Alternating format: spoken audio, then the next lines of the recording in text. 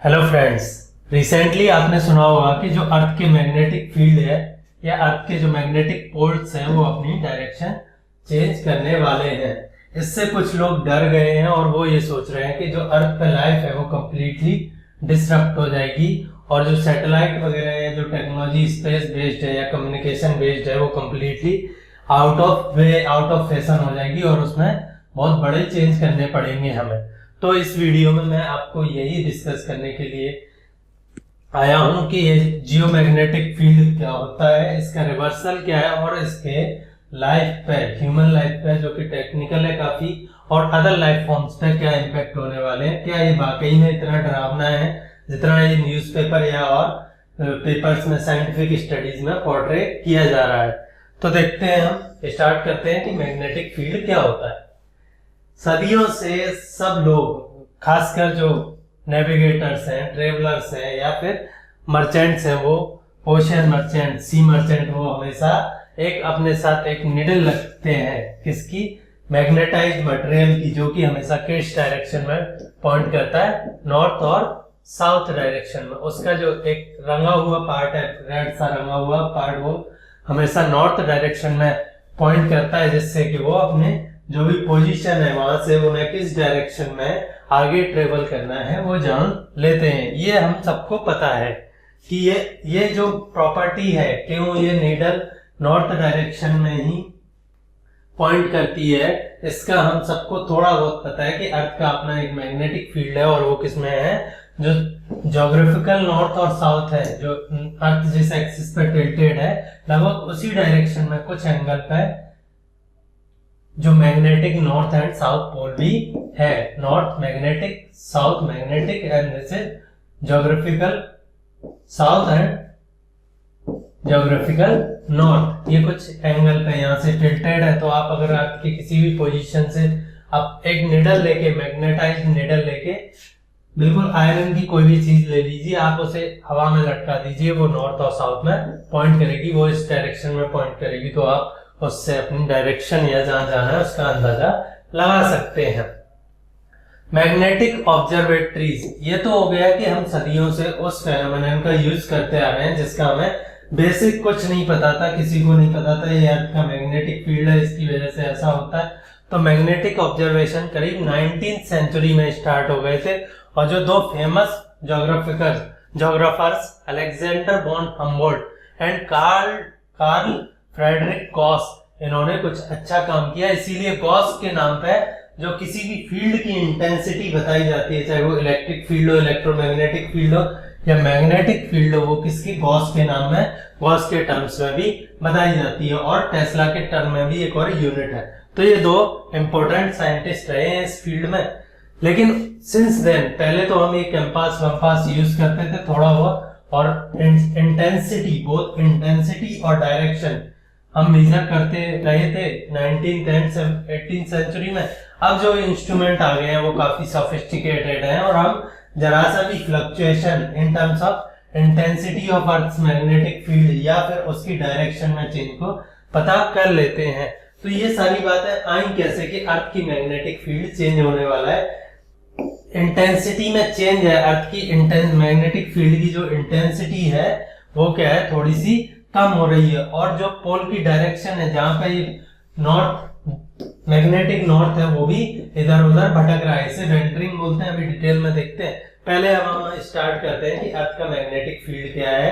तो अर्थ का magnetic field बिल्कुल एक बार मैग्नेट की तरह मैग्नेटिक फील्ड है अर्थ का, जो कि ऐसे नॉर्थ टू साउथ उसकी डायरेक्शन है, या साउथ टू नॉर्थ कह लीजिए। तो नॉर्थ पोल नॉर्थ साइड में हो गया, ज्योग्राफिकल नॉर्थ में हो गया, कितने पे टिल्टेड है, करीब 11.5 डिग्री पे, 5 डिग्री ऑफ एंगल पे ये टिल्टेड है। किससे, जो ज्योग्राफिकल नॉर्थ पोल से, जो नॉर्थ मैग्नेटिक पोल है वो करीब इतने पे टिल्टेड है। अब प्रॉब्लम ये आती है कि ये फील्ड जनरेट कैसे हो रहा है। हमें पता चल गया, हमने जब अर्थ के मैग्नेटिक फील्ड को ग्राफ किया, चार्ट किया, तो हमें पता चला कि मैग्नेटिक फील्ड किसी एक्सटर्नल बॉडी से नहीं आ रहा है, ये अर्थ से ही एमिनेट हो रहा है।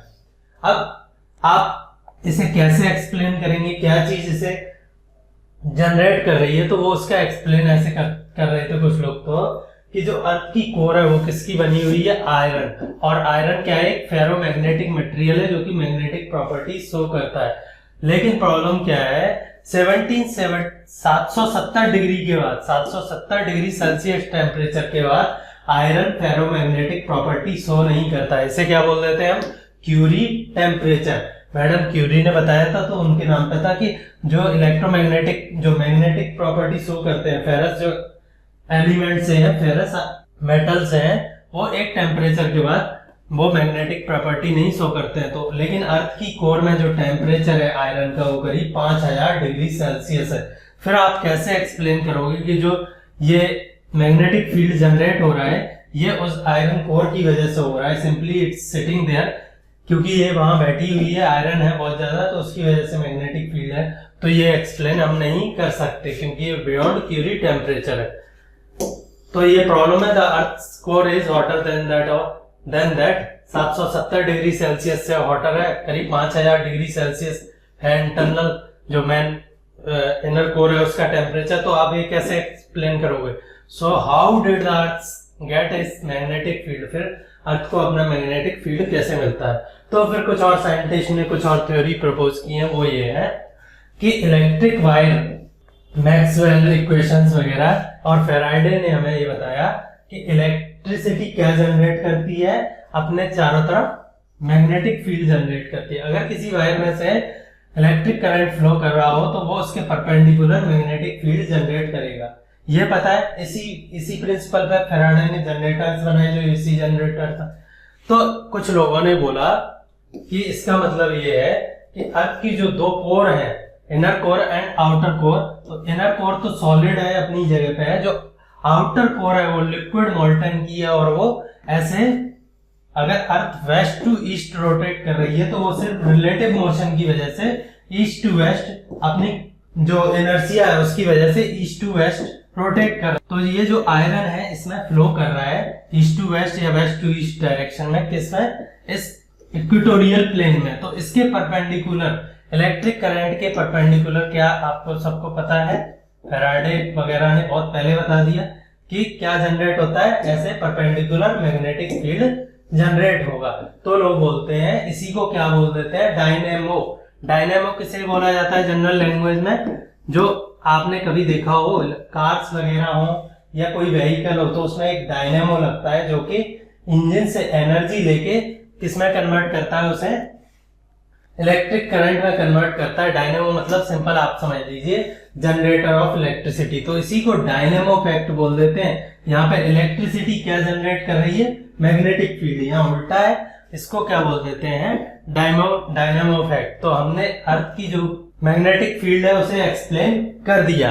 अब आते हैं इसकी डायरेक्शन वगैरह चेंज क्या होता है और इससे क्या फर्क पड़ सकता है। What do we mean by magnetic reversal और flip of the earth's magnetic field?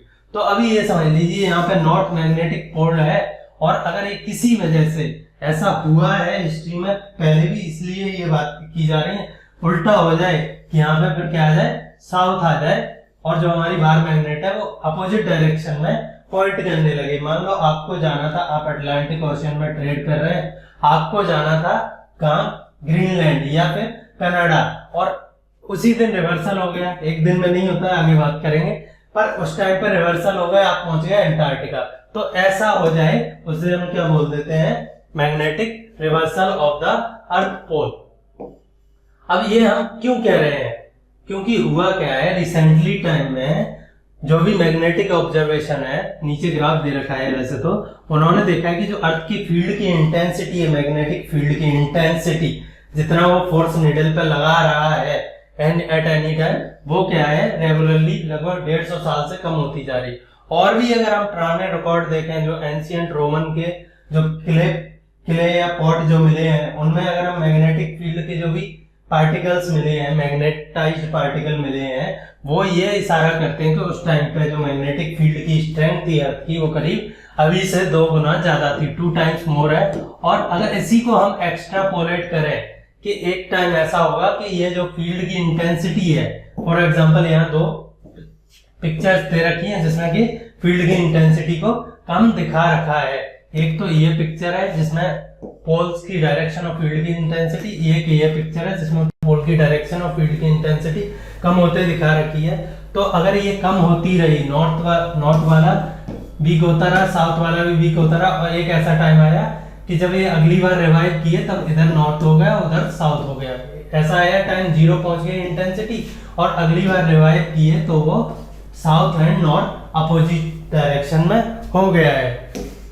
लेकिन जो कम इंटेंसिटी होती है, अर्थ की फील्ड की इंटेंसिटी कम होने को हम जो साइंटिफिक लैंग्वेज में क्या बोल देते हैं, एक्सकर्शन। लेकिन एक्सकर्शन का साइंटिस्ट ये बोलते हैं जरूरी नहीं है फील्ड की इंटेंसिटी कम हो रही हो तो ऐसे ही हो कि वो जाके 0 हो जाए एक बार और फिर से जब रिवाइव करे तो अपोजिट डायरेक्शन में करे। ऐसा भी कई बार हुआ है अर्थ की हिस्ट्री में कि ये फील्ड की इंटेंसिटी कम ज्यादा होती रही है विदाउट रिवर्सल, विदाउट पोल रिवर्सल, पोल का स्विच करे बिना भी ये फील्ड की इंटेंसिटी ज्यादा कम होते रही है। तो इसलिए हम अभी ये नहीं कह सकते हैं, और भी एविडेंस देखेंगे आगे कि ऐसा कुछ होने ही वाला है। पोल वेंडरिंग एक तो हो गया एक्सकर्शन, मतलब फील्ड की इंटेंसिटी कम हो जाए। एक होता है कि पहले यहाँ था 1900 में जब हमने अर्थ के मैग्नेटिक पोल को मैप किया, तो अगर आप मैग्नेट लेके चलेंगे अर्थ पे और नॉर्थ डायरेक्शन में वो अगर इंडिकेट कर रही है तो फाइनली आप यहाँ जाके जो कंपास है आपका वो फिर किसी भी डायरेक्शन में पॉइंट करने लगेगा, उसको फिर समझ में नहीं आएगा। अगर आप मैग्नेटिक पोल के ऊपर ही खड़े हो जाएं साउथ या नॉर्थ तो फिर आपका कंपास काम नहीं करेगा। तो वो पॉइंट यहाँ था, वो ड्रिफ्ट होते होते होते होते अभी आर्कटिक के काफी पास पहुंच गया है। ये 2020 के प्रोजेक्शन है, 2015 तक का डेटा है, तो वो आर्कटिक के पास पहुंच गया है। इसे हम क्या बोल देते हैं, पोलर वेंडरिंग, मतलब पोलर जो मैग्नेटिक पोल है उनका भटकना है। ये क्यों होता है एग्जैक्टली किसी को नहीं पता है, शायद जो डायनेमो इफेक्ट है, जो करंट चल रही है अर्थ के इंटीरियर में, उनकी प्लेन चेंज हो गया हो, उनकी डायरेक्शन चेंज हो गई हो, कुछ भी हो सकता है, इसलिए ये हो सकता है। तो ये एक और हमें वर्ड पता चल गया, पोलर वेंडरिंग क्या है। अब आ जाते हैं how often do reversal occurs. पहले तो हमें ये कैसे पता कि रिवर्सल हो चुके हैं ऑलरेडी कई बार। तो साइंटिस्ट बोलते हैं कि ये ऐसे पता है, अगर आप कोई भी मैग्नेटाइज्ड रॉक है, मैग्नेटाइज्ड रॉक कैसे पता चलेगा, लावा निकल रहा है किसी वोल्केनो से और वो जाके जमा होता जा रहा है, होता जा रहा है, तो वो जिस पीरियड में जमा हो रहा है उसकी हमें एज पता चल जाती है रेडियो एक्टिव डेटिंग से, रेडियो डेटिंग से जो भी होती है उनसे। देन हमें इनकी एज पता है, अब हम इनकी पोलैरिटी पता कर लेंगे कि ये नॉर्थ में डायरेक्ट पॉइंट कर रही है या साउथ में। अगर ये अभी के टाइम के हिसाब से सही पॉइंट कर रही है तो मतलब उस टाइम जो पोलैरिटी थी वो नॉर्मल थी। अगर ये उल्टा पॉइंट कर रही है उल्टी डायरेक्शन में तो वो रिवर्स थी। तो इस तरह से हमें पता है, अर्थ की रॉक से हमें पता है कि अर्थ करीब पुराने जमाने में, मतलब जियोलॉजिकल टाइम में कईयों बार, एक मिलियन साल में करीब 4 से 5 बार अपनी पोलैरिटी रिवर्स कर लेती है। ये रेगुलर फेनोमेनन है। फॉर एग्जांपल ये सी फ्लोर स्प्रेडिंग का आपको वो दे रखा है, ये हमने कहाँ पढ़ा था, जब मैं आपको लिथोस्फीयर पढ़ा रहा था और प्लेट टेक्टोनिक्स बताया, तो कि जब सी फ्लोर पे है जो मिड ओशियनिक रिजेस है उनसे मैग्मा निकलता है, वो साइड में डिस्ट्रीब्यूट होता चला जाता है दोनों साइड में। तो डिपेंडिंग ऑन की पोलैरिटी क्या है, नॉर्मल है या रिवर्स्ड है, उसमें स्ट्रिप्स बन जाती हैं। इन्हें क्या बोल देते हैं, रिवर्स्ड मैग्नेटिक पोल स्ट्रिप्स। ये एक्सीडेंटली डिस्कवर हुई थी सेकेंड वर्ल्ड वॉर के दौरान, जब अमेरिका क्या ढूंढ रहा था कि कहीं रसिया ने कोई वेपन तो नहीं छुपा के रखा है अंडर ओशियन। तो ऐसे डिस्कवरी हुई थी कि भाई जो अर्थ का जो फ्लोर है वो पूरा कंटिन्यूअसली, एक बार तो उनकी जो पोलैरिटी है रॉक्स की वो एक डायरेक्शन में, अगली बार दूसरी डायरेक्शन में, फिर एक डायरेक्शन में, फिर दूसरी डायरेक्शन। तो इसे मैग्नेटिक रिवर्सल बोलते हैं। और इसी से जो कंटिनेंटल ड्रिफ्ट या आप कह लीजिए प्लेट टेक्टोनिक थ्योरी कंफर्म हो गई थी कि हाँ वास्तव में ऐसा कुछ चल रहा है, प्लेट का मूवमेंट चल रहा है। तो अब हमें पता चल गया कि रिवर्सल होते रहते हैं। और लास्ट टाइम कब हुआ था, लास्ट टाइम हुआ था करीब 8 लाख साल पहले ये रिवर्सल हुआ था। और ऑन एन एवरेज 1 मिलियन साल में, मतलब 1 मिलियन ईयर में ऑन एवरेज 4 और 5 रिवर्सल पर मिलियन ईयर्स। अगर हम लास्ट 10 मिलियन ईयर्स का डेटा उठाएं, रिकॉर्ड उठाएं, जो कि हमें कहां से मिला है, रॉक के मैग्नेटाइज्ड रॉक से मिला है, तो हमें पता चलता है कि 10 लाख साल में करीब, 1 मिलियन मतलब 10 लाख साल में करीब 4 से 5 रिवर्सल एवरेज है। लेकिन ये पीरियोडिक नहीं है और इन्हें प्रेडिक्ट नहीं कर सकते। Reversal are not periodic and not predictable. कभी तो उन्होंने बहुत टाइम ले लिया और कभी बिल्कुल ही नहीं लिया, बहुत जल्दी हो गए। तो ऑन एन एवरेज हम कहते हैं 2 से 2.5 लाख साल में ये जो लास्ट 10 मिलियन ईयर्स हैं या 1 करोड़ साल में, उसमें ये रिवर्स होते रहे। एवरेज है लेकिन इसको प्रेडिक्ट नहीं कर सकते। और फर्दर जो क्रीटेशियस पीरियड था जिसमें डायनासोर अर्थ पर मौज कर रहे थे, उसमें ये काफी लंबे टाइम तक कभी रिवर्स भी नहीं हुए थे। तो we can not predict them. और ये मैं पहले भी बता चुका हूं कि अगर मैग्नेटिक फील्ड की इंटेंसिटी कम हो रही है तो इसका मतलब ये नहीं है कि they are going to switch their direction. Is the earth's magnetic field reversing now? तो क्वेश्चन ये है कि क्या अब ये रिवर्स कर रहा है? How do we know? पहली बात तो हमें कैसे पता कि ये कर रहा है या नहीं कर रहा है? तो जितने भी हमारे पास रिकॉर्ड्स हैं 1840 से लेके, और कुछ मेजरमेंट 1500 सदी से हो गए थे, 15th सेंचुरी से स्टार्ट हो गए थे, तो उनमें हमें क्या दिखता है? एक डिक्लाइनिंग ट्रेंड दिखता है। जो मैग्नेटिक फील्ड की इंटेंसिटी है, पोल वेंडरिंग, मैग्नेटिक फील्ड की इंटेंसिटी एक बात हो गई, और जो पोल की लोकेशन है दूसरी बात हो गई। ये दोनों हमें, एक तो पोल वेंडरिंग भी बढ़ गई है, इधर से उधर भटकना पोलों का भी बढ़ गया है। एक साल में वो करीब 40-50 किलोमीटर इधर से उधर शिफ्ट हो रहा है। और दूसरा उसका क्या हो रहा है? इंटेंसिटी भी कम हो रही है। ये लक्षण है, ये बेसिकली डायरेक्शन है, आप कह लीजिए, इंडिकेशंस है जो कि हमें बता रहे हैं कि शायद ऐसा हो सकता है। लेकिन मैंने पहले भी बोला है कि एक्सकर्शन का मतलब जरूरी नहीं है कि वो रिवर्स हो। तो हमारे पास जो भी डेटा है वो क्या डाउनवर्ड डायरेक्शन में बता रहा है कि ये जो फील्ड है वो कम हो रहा है।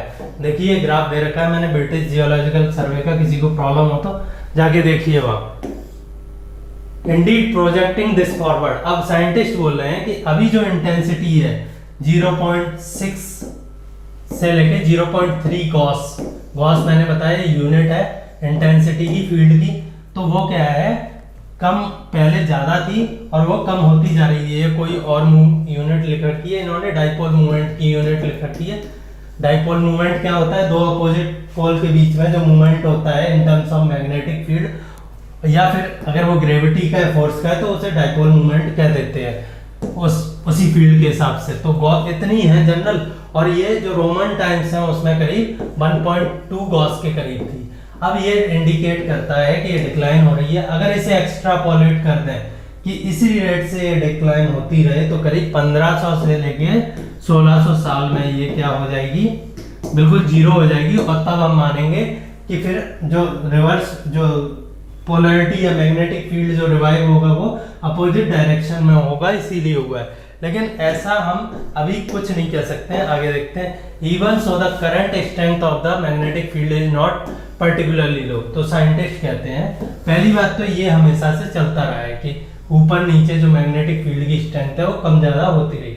सेकेंडली जो अभी जो मान लीजिए यहाँ पे हम इस पॉइंट पे है मैग्नेटिक फील्ड की स्ट्रेंथ में, ये पर्टिकुलरली लो नहीं है। हमें हमारे पास जो भी डेटा है रॉक से वो ये बताता है कि लास्ट 50,000 ईयर्स में जो मैग्नेटिक फील्ड की इंटेंसिटी है इससे भी कम हो गई है कई बार, फिर भी रिवर्सल नहीं हुआ है। और लास्ट टाइम जो रिवर्सल हुआ था वो कब हुआ था? 8 लाख साल पहले, 8 lakh years since last reversal. Also bearing in mind what we said about excursion. तो हमने जैसे बताया एक्सकर्शन के बारे में कि इंटेंसिटी कम ज्यादा होती रहती है। And knowing what we do about the properties of mathematical models of the magnetic field, it is far from clear we can easily extrapolate to 1500 years. Hence, बोल रहे हैं पहली बात तो कि ये पहले होती रही हैं। दूसरी बात, मैथमेटिकल मॉडल्स जो है वो हमारे इतने एक्यूरेट नहीं है कि हम 1500 साल में फ्यूचर में प्रेडिक्ट कर सकें। बिल्कुल नहीं, ऐसा कुछ नहीं है। जो भी लोग ऐसा बोल रहे हैं ऐसा होने वाला है, वो बिल्कुल ऐसा भी फिलहाल ब्रिटिश जियोलॉजिकल सर्वे या यूएसजीएस, यूनाइटेड स्टेट्स जियोलॉजिकल सर्वे के हिसाब से ऐसा कुछ भी नहीं है। अब ये तो हो गया कि होने वाला है या नहीं होने वाला है। पहले अब एक और चीज देख लेते हैं कि अगर पोल रिवर्सल होता है तो होता क्या है बेसिकली।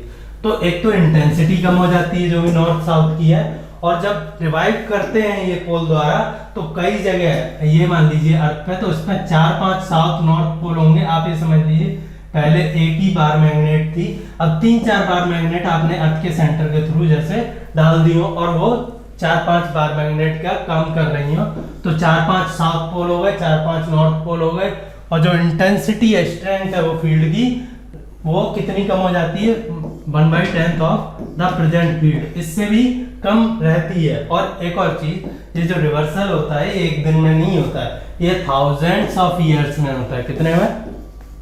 थाउजेंड्स ऑफ ईयर में। तो अगर आप अंटार्कटिका के लिए चले हो नाव में, तो आप अंटार्कटिका ही पहुंचोगे, आपके 2-4 दिन में या 2-4 साल में ये फील्ड रिवर्स नहीं होने वाला है। तो फाइनली आ जाते हैं बात, is there any danger to life, जिसके बारे में बहुत बोला जा रहा है। अगर आप अर्थ के मैग्नेटिक फील्ड को देखें स्पेस में, तो वो ऐसा है कुछ, कैसे निकल रही है लाइन दोनों साइड में, लेकिन जिस साइड सन है उस तरफ से क्या है, सोलर विंड्स आ रही हैं। ये सोलर विंड क्या करती हैं, एक साइड तो इसे कंप्रेस कर देती है करीब 60 to 40,000 किलोमीटर तक, और दूसरी साइड है इनफाइनाइट। ग्रेविटी एंड मैग्नेटिज्म, कोई भी फील्ड हो, ग्रेविटी हो, मैग्नेटिक फील्ड हो, इलेक्ट्रिकल फील्ड हो, अगर आप बेसिकली जो strong and weak nuclear forces है उन्हें छोड़ दें, तो बाकी सब कहाँ तक स्ट्रेच करते हैं, उनकी स्ट्रेंथ कहाँ तक रहती है, इनफाइनाइट। हो सकता है उनकी जो स्ट्रेंथ है बहुत डिक्रीज हो जाए, पर उनका इन्फ्लुएंस इनफाइनाइट तक रहता है। तो जो अदर डायरेक्शन है, जो कि सन से अवे है, वो इनफाइनाइट तक हमारा जो मैग्नेटिक फील्ड है अर्थ का वो स्ट्रेच करता है। तो ये जो सन की साइड है, ये हमें हमेशा जो सन से चार्ज पार्टिकल आ रहे हैं, चार्ज पार्टिकल को इलेक्ट्रोमैग्नेटिक फील्ड डिफ्लेक्ट कर सकता है, ठीक है, तो ये करता है। लेकिन ये कुछ ऐसा भी करता है, कुछ चार्ज पार्टिकल फनल थ्रू हो जाते हैं कहाँ, पोलर रीजन में, क्योंकि वहाँ मैग्नेटिक फील्ड एक ओपन सा एरिया छोड़ देता है जिसमें ये जाते हैं, स्पीड अप हो जाते हैं, और वहाँ पे हमें एटमॉस्फेयर और चार्ज पार्टिकल के इंटरेक्शन की वजह से क्या दिखते हैं, ऑरोरा। ऑरोरा, ऑरोरा समझ लीजिए आप कि एक पर्दे, लाइट के पर्दे से जो कि आपको आसमान में दिखेंगे। आप कभी नॉर्वे या ऑस्ट्रेलिया या अंटार्कटिका वगैरह की पिक्चर्स देखिए रात में, तो आपको पता चलेगा कि कई टाइप का, जैसे एक कलरफुल स्क्रीन नहीं रहती है, जैसे उस पर डिस्प्ले चल रहा हो, कुछ बड़ा मटक भी रहा हो साथ में, और बड़ा सुंदर सा लगता है वो। कई लोग उसे डिस्क्राइब कर चुके हैं, ज्योग्राफर, और तब उन्होंने फिर उसकी खोज की कि क्यों होता है।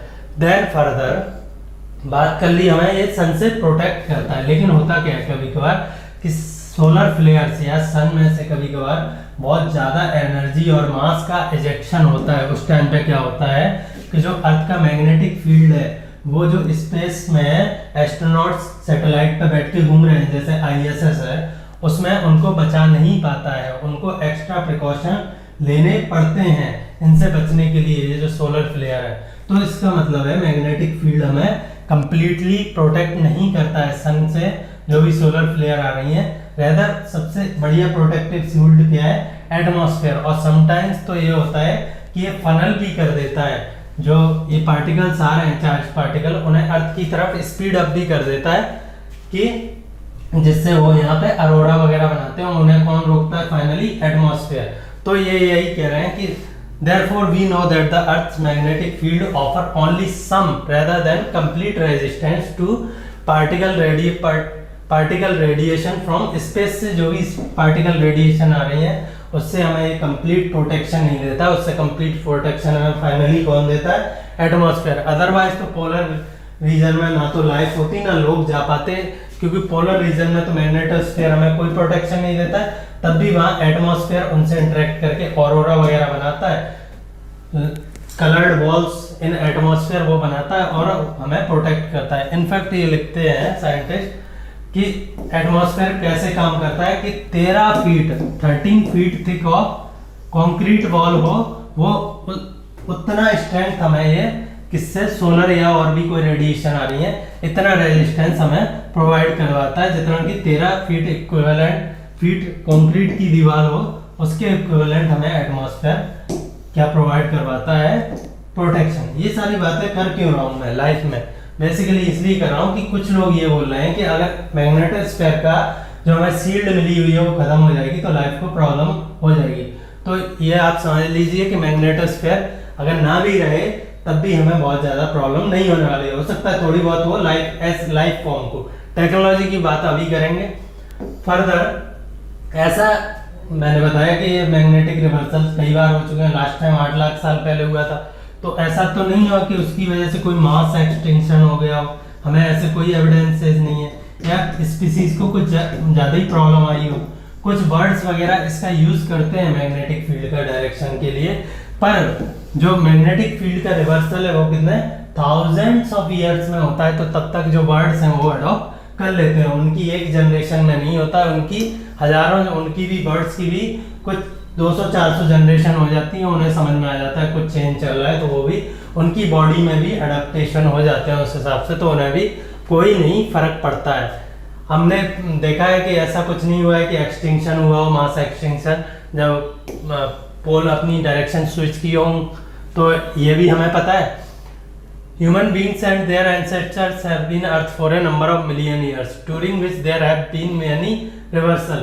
और कई रिवर्सल होने के बावजूद भी ना तो human as a species extinct हुई है और ना किसी को बहुत ज़्यादा हमने प्रॉब्लम, फॉसिल रिकॉर्ड में हमें ऐसा पता नहीं चलता है कि जब 8 लाख साल पहले रिवर्सल हुआ था तो कोई लाइफ की जो डाइवर्सिटी है उसमें डिक्लाइन हुआ है। ये हो गया। अब कुछ लोग बोलते हैं टेक्नोलॉजी पे क्या फर्क पड़ने वाला है। तो बेसिकली आज की जो टेक्नोलॉजी है वो अर्थ के मैग्नेटिक फील्ड पे बहुत ज़्यादा डिपेंडेंट है नहीं। अगर डायरेक्शन चेंज भी हो जाए अर्थ के मैग्नेटिक फील्ड की, तो हमें सिर्फ उन्हें कैलिब्रेट करने की ज़रूरत है और वो सैटेलाइट वगैरह अपने आप जैसे पहले काम करते थे वैसे करने लगेंगे। अब जो एटमॉस्फेयर से ऊपर सैटेलाइट है जो कि जिन्हें की प्रोटेक्शन एटमॉस्फेयर नहीं दे रहा है, वो हो सकता है शायद एक्सपोज्ड हो सोलर वेव या सोलर फ्लेयर्स के लिए, लेकिन अभी इनका इम्पैक्ट किसी ने एक्सट्रापोलेट या प्रेडिक्ट नहीं किया है कि हकीकत में तब क्या होगा, हमारी टेक्नोलॉजिकल लाइफ कैसे इफेक्ट होगी, वो किसी ने नहीं बताया। और फिर भी साइंटिस्ट यही बोलते हैं कि बहुत ज़्यादा कुछ नहीं होगा। So that's it. इसमें मैंने आपको जो ज्योग्राफी का टॉपिक है वो तो बता ही दिया है। अगर मेंस में ऐसे क्वेश्चन आता है कि इसका लाइफ वगैरह पर क्या इम्पैक्ट हो सकता है, क्योंकि ये काफ़ी चर्चा में रहा है, तो वो भी अब आप लिख सकते हैं। ज्योग्राफिकल डिटेल्स के साथ हमने सोशियोलॉजिकल या इकोलॉजिकल इम्पैक्ट्स हैं वो भी देख लिए। So thank you.